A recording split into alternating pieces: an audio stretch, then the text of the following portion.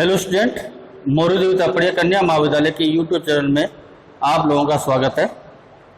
आज अपने इस वीडियो में देखने वाले हैं अपना जो टॉपिक चल रहा था ऑपरेटर, उसी को आगे कंटिन्यू करते हैं।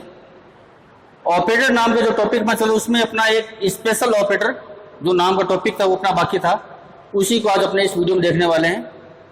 स्पेशल ऑपरेटर आपके जो C++ में 3-4 तरह के हैं, इसमें मैं आपको सबके लिए अलग अलग वीडियो आपको मैं बताऊंगा, समझाऊंगा कि सभी ऑपरेटर के बारे में एक अलग अलग वीडियो बना के कि कौन सा ऑपरेटर क्या काम करता है। आज अपने इस वीडियो में देखने वाले हैं स्पेशल ऑपरेटर के अंदर आपका है स्कोप रेजुलेशन ऑपरेटर। कौन सा है? Scope resolution operator. ये ऑपरेटर क्या करता है, क्या काम आता है, इसको प्रोग्राम में कहाँ यूज करते हैं, किस तरह यूज करते हैं, आज अपनी ये सब चीज इस वीडियो में देखने वाले हैं कि स्कोप रेजुलेशन ऑपरेटर क्या होता है और इसका उपयोग क्या है। सबसे पहले बात करते हैं कि इस ऑपरेटर का जो सिंबल है वो कैसा होगा। तो इसका जो सिंबल का निशान होगा वो होगा आपका 4 डॉट यानी 4 डॉट का निशान, यानी आप 4 डॉट लगाएंगे तो आपका क्या बनेगा, वो स्कोप रेजुलेशन ऑपरेटर आपका वो कहलाएगा। अब बात करते हैं कि स्कोप रेजुलेशन ऑपरेटर कहते किसे हैं, तो उसको देखते हैं। सबसे पहले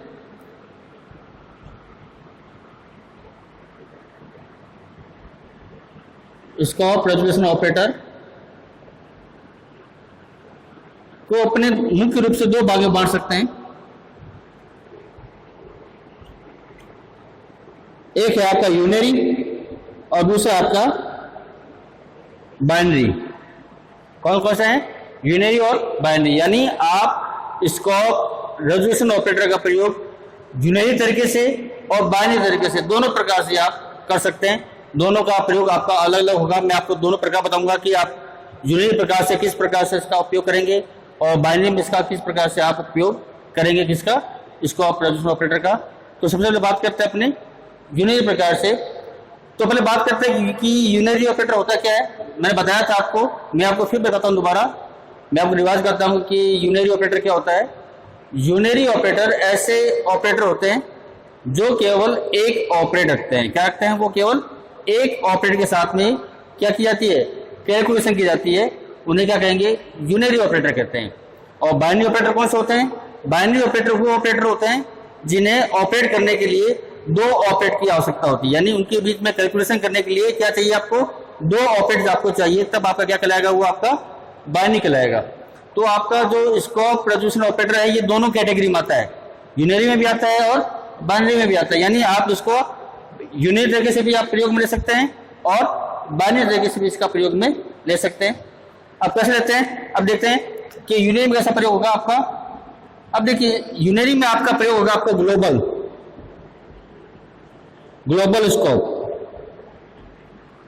ग्लोबल स्कोप रेजुलेशन ऑपरेटर लिख देता हूं मैं, आपका रेजुलेशन ऑपरेटर, ठीक है, शॉर्ट में लिख दिया मैंने। और बाइनरी में क्या होगा आपका? Class scope.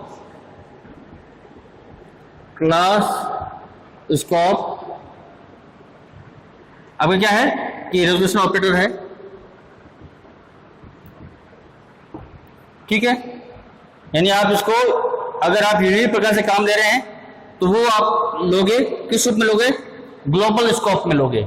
अगर आप उसको बाइनरी प्रकार से काम ले रहे हो तो वो कहलाएगा आपका क्लास स्कोप। यानी आप इसको क्लास स्कोप में अगर काम लेते हैं तो वो होगा आपका बाइनरी प्रकार से, आप इसको यूज में लेंगे। अगर आप इसको ग्लोबल प्रकार से काम लेते हैं तो आपका वो होगा आपका यूनरी प्रकार का। अब सबसे पहले बात करते हैं कि यूनरी के अंदर आप यानी ग्लोबल स्कोप रेजुलेशन ऑपरेटर किसे कहते हैं। देखिए होता क्या है कि ग्लोबल स्कोप रेजुलेशन ऑपरेटर किसे कहते हैं कि जब आप कोई प्रोग्राम बनाते हैं तो प्रोग्राम के अंदर आप कोई ऐसा वेरिएबल डिक्लेयर करते हैं जिसका नाम लोकल भी वही हो और ग्लोबल भी वही हो। यानी अगर आपने कोई प्रोग्राम में कोई वेरिएबल बनाया है जो आपका क्या है कि ग्लोबल प्रकार का है और उसी नाम का आपने जो कोई दूसरा वेरिएबल बनाया है वो आपका क्या है कि लोकल प्रकार का है, तो इस स्थिति में क्या होता है कि C++ के अंदर जब आप उस वेरिएबल की वैल्यू को देखना चाहेंगे या उस वेरिएबल को आप प्रिंट करवाएंगे तो आपका क्या होगा कि आपका लोकल वेरिएबल का मान प्रिंट होगा, आपका ग्लोबल वेरिएबल का मान प्रिंट नहीं होगा।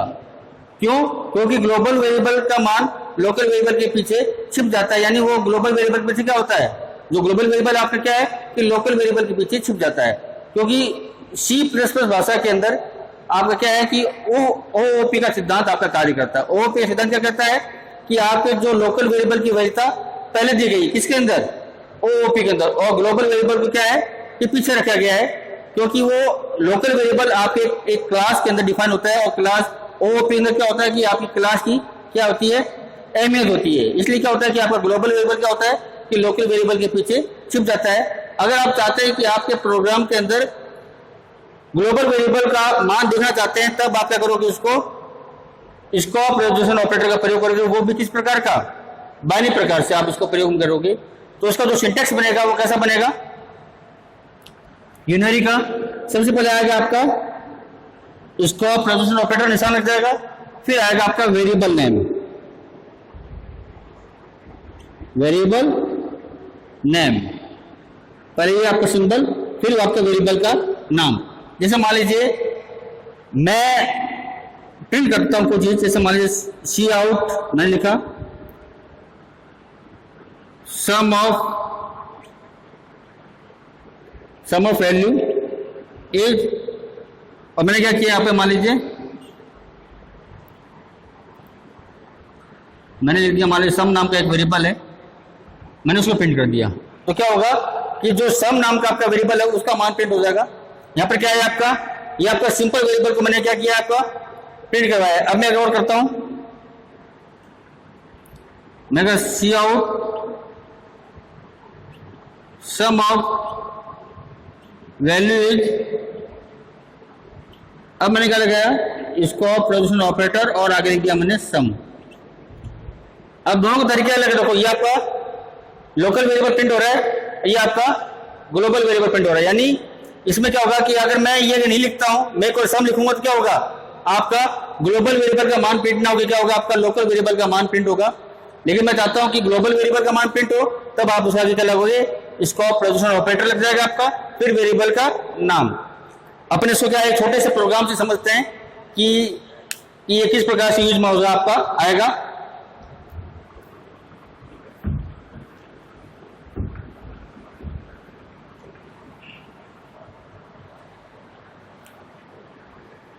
सबसे पहले आपका हैश इंक्लूड,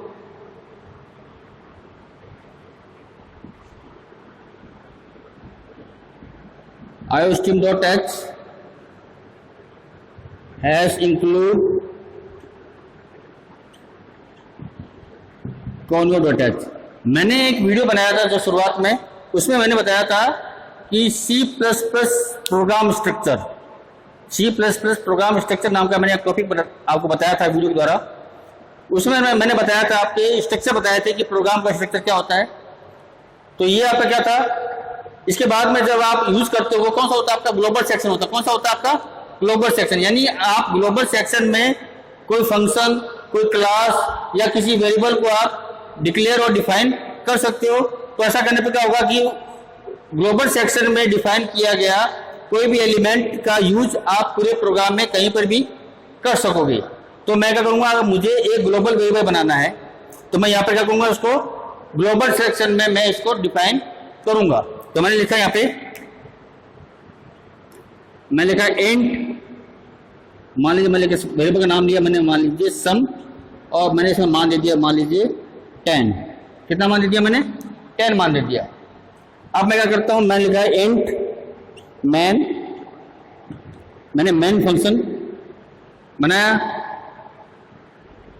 इस मैन फंक्शन के अंदर मैं क्या कर रहा हूं, एक वेरिएबल और डिक्लेयर कर रहा हूं जिसका नाम क्या होगा, ये रहेगा सम। मैंने लिखा है आपको, सॉरी, मैंने लिखा इंट सम बराबर, मैंने यहां पर मान लीजिए 50 दे दिया। कितना दे दिया मैंने, 50। अब देखिए ये आपका जो वेरिएबल है, जो मैन फंक्शन से पहले मैंने डिफाइन किया है, वो आपका एक ग्लोबल प्रकार का वेरिएबल है, क्योंकि ये ग्लोबल प्रोग्राम के ग्लोबल सेक्शन में ये डिफाइन हुआ है। जबकि आपका जो ये सम नाम का वेरिएबल है, ये आपका लोकल वेरिएबल है। लोकल वेरिएबल क्यों है, क्योंकि आपने ये किसी फंक्शन के अंदर डिफाइन हुआ। कौन सा फंक्शन आपका, मैन फंक्शन के अंदर मैंने इसको डिक्लेयर किया है, तो ये क्या होगा आपका, ये आपका लोकल वेरिएबल कहलाएगा। अगर मैं क्या करता हूं कि मैं अब दोनों के मान को प्रिंट करना चाहता हूं, तो मैं किस प्रकार से प्रिंट करूंगा, जैसे मान लीजिए मैं लिखा सी आउट, मैं सीधे लिख दिया cout sum of value as, और मैं क्या करता हूं यहाँ पे ये मैसेज आ गया आपका, और मैंने सिंपल लिख दिया, मैंने सम का मान मैंने प्रिंट करवा दिया। तो क्या होगा कि अब आपका ये मान प्रिंट होगा। कौन सा मान प्रिंट होगा आपका? ये लोकल वेरिएबल का जो मान है आपका 50 प्रिंट आपका ये होगा, इसका मान प्रिंट नहीं होगा। मैं चाहता था प्रिंट ये हो, लेकिन कौन सा हो रहा है? ये हो रहा है। क्यों? क्योंकि दोनों का नाम एक समान है, लेकिन ये आपका ग्लोबल सेक्शन में डिफाइन हुआ है या आपका ये लोकल सेक्शन में डिफाइन हुआ है। तो जब दोनों वेरिएबल का नाम एक समान हो, एक ग्लोबल हो और एक लोकल हो, तो इस स्थिति में कोई वेरिएबल का मान अगर आप प्रिंट करते हो तो हमेशा लोकल वेरिएबल का मान क्या होगा? आपका प्रिंट होता है। लेकिन आप चाहते हो कि ग्लोबल वेरिएबल का मान प्रिंट हो, तब आप क्या करोगे? इस ऑपरेटर का प्रयोग करोगे। जैसे मान लीजिए हम लिखता हूं सी आउट में दिया सम ऑफ वैल्यू इज, अब मैंने क्या लगाया? इसको प्रेजेंटेशन ऑपरेटर लगाया, और अब मैं क्या कर रहा हूं? अब मैं लिख रहा हूं सम। अब क्या होगा कि अब ये मान प्रिंट ना होगा, क्या प्रिंट होगा आपका? ये प्रिंट होगा। कौन सा? 10। अब क्या होगा? ये आपका ये 10 प्रिंट होगा। पहले आपका 50 प्रिंट होगा, फिर आपका क्या होगा? 10 प्रिंट होगा। क्यों? ये आपका लोकल वेरिएबल प्रिंट का मान प्रिंट हो रहा है, और यहाँ पे क्या हो रहा है आपका कि ग्लोबल वेरिएबल का मान आपका क्या हो रहा है? प्रिंट हो रहा है। तो आपका ये क्या है? ग्लोबल वेरिएबल है, और ये आपका लोकल वेरिएबल। तो ये आपका कहलाएगा। यहाँ पर आपका क्या है कि यूनिरी प्रकार से प्रिंट हो रहा है। क्यों? आपका ये ऑपरेटर है और आपका एक ही ऑपरेटर है। कौन सा ऑपरेटर? आपका एक ही ऑपरेटर है। तो ये आपका क्या हो रहा है कि यूनिरी प्रकार से आप उसको काम में ले रहे हैं, केवल ऑपरेटर फिर ऑपरेट। बात समझ में आ गई? अगर मैं मान उसको करता हूं गेट ch और आपका मेन फंक्शन खत्म। तो ये छोटा सा प्रोग्राम मैंने आपको समझाया, जिसमें आप क्या कर रहे हो कि स्कोप रेजोल्यूशन ऑपरेटर का प्रयोग कर रहे हो। किस प्रकार से? यूनिरी प्रकार से। इसमें आपका क्या है? एक ऑपरेटर है। कौन सा? आपका स्कोप रेजोल्यूशन ऑपरेटर, केवल उसका एक ही ऑपरेटर है। कौन सा? ये सम नाम का। तो आपका ये क्या है? यूनिरी यूज हो रहा है। ठीक है, अब बात करते हैं बाइनरी। बाइनरी में क्या होता है कि आप जब स्कोप रेजोल्यूशन ऑपरेटर का प्रयोग करोगे तो आप उसको क्लास स्कोप के रूप में यूज कर सकते हो। किस रूप में यूज कर सकते हो आप? क्लास स्कोप के यूज में। क्लास स्कोप में क्या होता है कि जब आप C++ प्रोग्राम के अंदर कोई क्लास को बनाते हो, तो क्लास के अंदर दो चीज होती है। एक क्या होता है? डाटा मेंबर होता है, एक उसका मेंबर फंक्शन होता है। यानी क्लास आपका डाटा मेंबर और मेंबर फंक्शन से मिलकर बनी होती है। मैंने बताया था आपको आपके C++ के इंट्रोडक्शन के अंदर कि क्लास क्या है? क्लास एक टेम्पलेट है। क्या है? आपकी टेम्पलेट है। टेम्पलेट में क्या होता है कि आप उस से क्या क्या काम करवा जाते हैं, मतलब उसके आपके एट्रीब्यूट्स क्या है, उस क्लास के एट्रीब्यूट्स क्या है, और उस एट्रीब्यूट्स की आपकी क्या है फंक्शन क्या क्या है, केवल उनको आप वहां पे आप लिखते हैं क्लास के अंदर। तो क्लास के अंदर जब भी आपको डाटा मेंबर बनाएंगे या मेंबर फंक्शन बनाएंगे तो आप उसको क्लास के अंदर भी डिफाइन कर सकते हैं। अगर आप चाहते हो कि आप क्लास के अंदर मैंने क्या करना है, आपने उसको केवल डिक्लेयर कर दिया, डिफाइन आप क्लास से बाहर यूज करना चाहते हो, तब आप इस ऑपरेटर का प्रयोग करोगे। कैसे वो देखते हैं।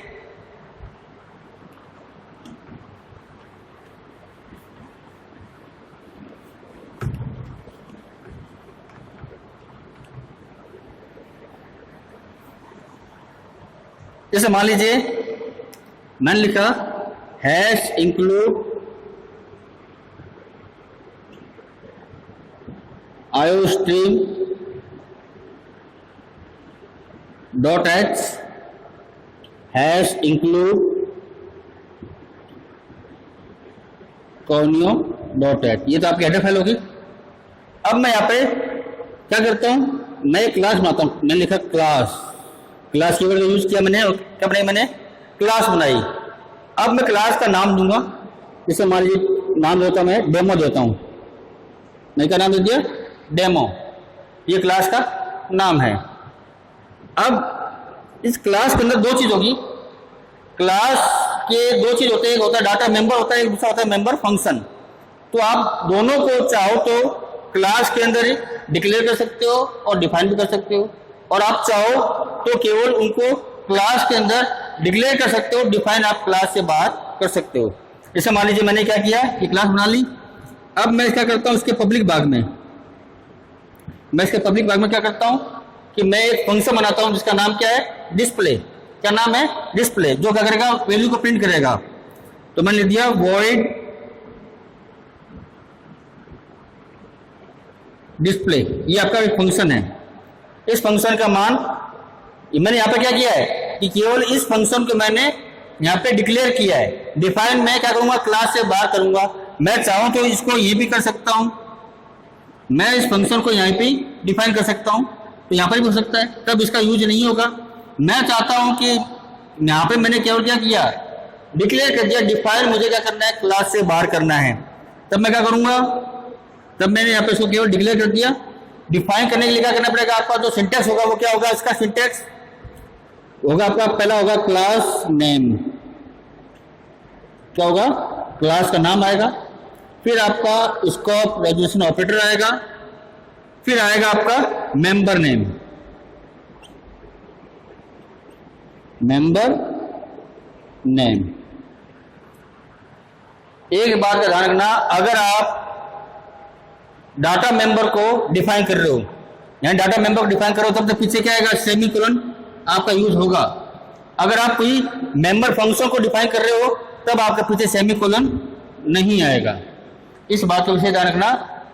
आपने क्लास के अंदर जो क्लास के मेंबर हैं, डाटा मेंबर और मेंबर फंक्शन, अगर आप डाटा मेंबर को डिफाइन कर रहे हो तब तो आप सेमीकोलन लगाओगे। अगर आप मेंबर फंक्शन को डिफाइन कर रहे हो तब आपका सेमीकोलन नहीं लगेगा। ठीक है, तो यहाँ पे मैंने क्या लिखा, मेंबर नेम लिख दिया। वो कुछ भी हो सकता है, आपका डाटा मेंबर भी हो सकता है और मेंबर फंक्शन भी हो सकता है। तो ये आपकी क्लास बनी हुई है। अब मैं क्या करता हूँ कि इस फंक्शन को क्लास से बाहर डिफाइन करना चाहता हूँ, तो ये आपकी क्लास क्या होगी, यहाँ पे बंद हो गई। अब मैं इसको क्या करता हूँ, बाहर डिफाइन करूँ, क्लास से बाहर इसको डिफाइन करूंगा। तो सबसे पहले क्या लिखूंगा मैं, क्लास नेम। तो मैंने क्या लिखा, क्लास नेम क्या आपकी डेमो, मैंने लिखा डेमो, स्कोप रेजोल्यूशन ऑपरेटर, फिर मेंबर फंक्शन का, तो मेंबर का नाम, मेंबर का नाम क्या है आपका, वॉइड डिस्प्ले। तो मैंने लिख दिया वॉइड डिस्प्ले।